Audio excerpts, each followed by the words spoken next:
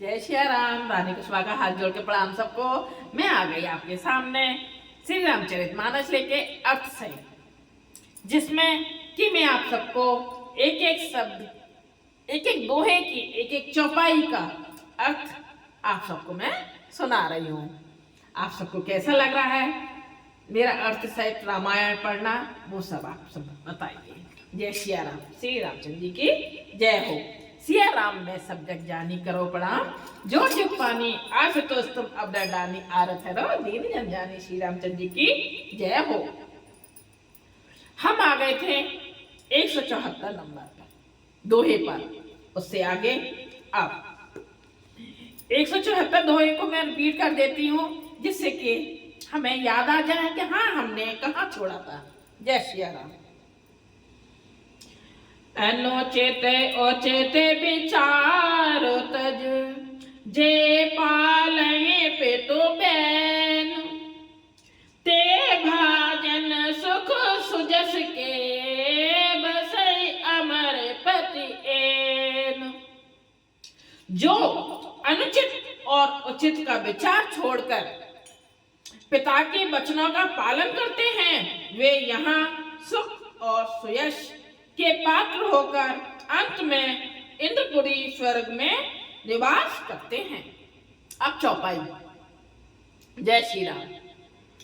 अब नरेश बचन पुर करहु, पालहु प्रजा सो के परिहरहु, तुर पुरु नृपु पायहि पर तोसु, तुम कहो सुकृत सुजस नहीं दोसु। राजा का वचन अवश्य सत्य करो, शोक त्याग दो। भरत जी से बोल रहे हैं गुरु जी कि शोक त्याग दो और प्रजा का पालन करो। ऐसा करने से स्वर्ग में राजा संतोष पावेंगे। ऐसा करने से दशरथ जी स्वर्ग में संतोष पावेंगे और तुमको पुण्य और सुंदर यश मिलेगा, दोष नहीं लगेगा। दशरथ जी को गुरु जी भरत जी को समझा रहे हैं।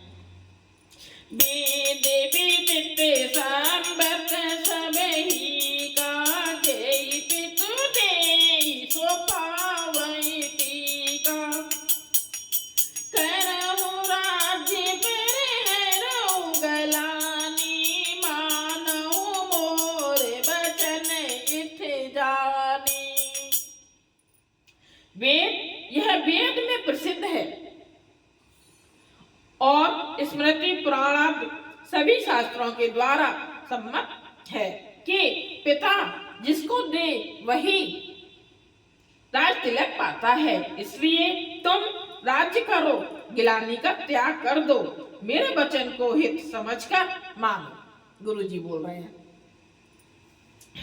सोने सुख लहे बेराम बैदेही, अनुचित कहे न पंडित कही, कौशल्यादि सकल में तारी, तेउ प्रजा सुख होय सुखारी।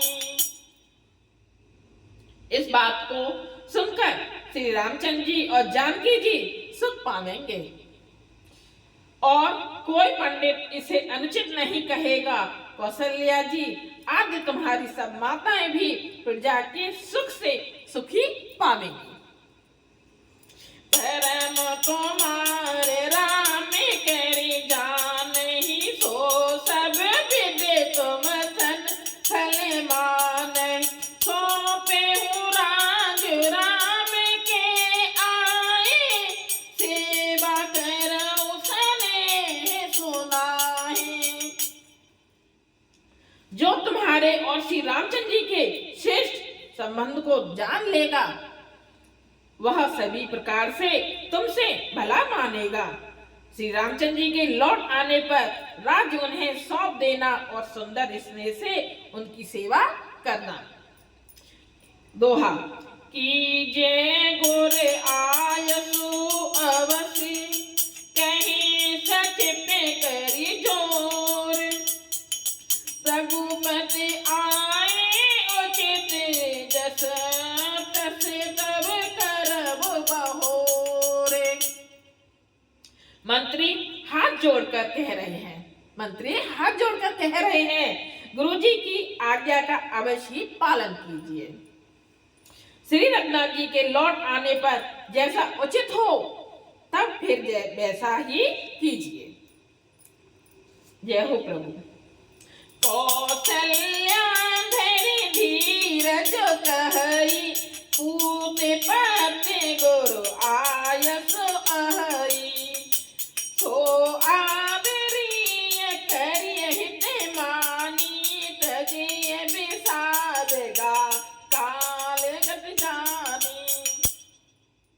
कौशल्या भी धीरज धरकर कह रही हैं, हे पुत्र, कितना धीरज धरकर बोल रही हैं, हे पुत्र, गुरुजी की आज्ञा पथ्य रूप है, उसका आदर करना चाहिए और हित मानकर उसका पालन करना चाहिए। काल की गति को जानकर विषाद का त्याग कर देना चाहिए। कौशल्या जी भी समझा रही हैं।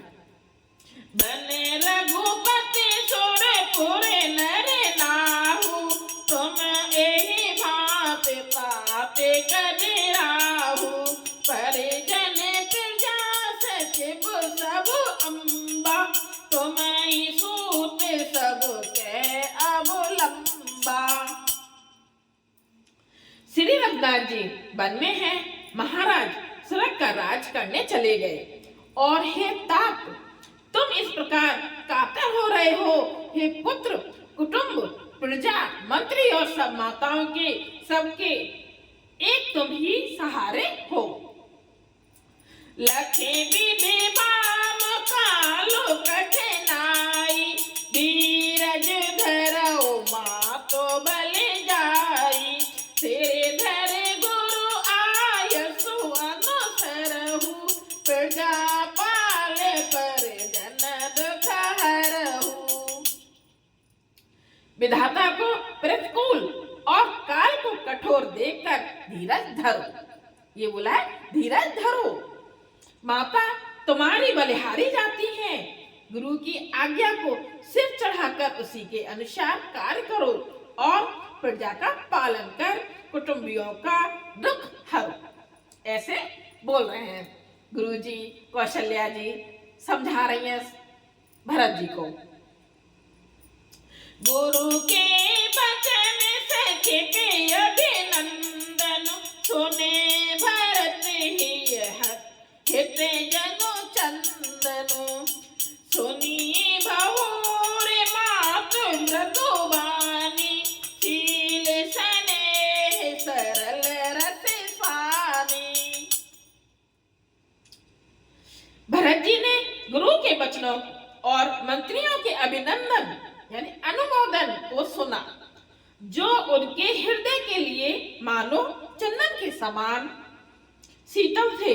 फिर उन्होंने शील, स्नेह और सरलता के रस में सनी हुई माता कौशल्या की कोमल वाणी सुनी। छंद।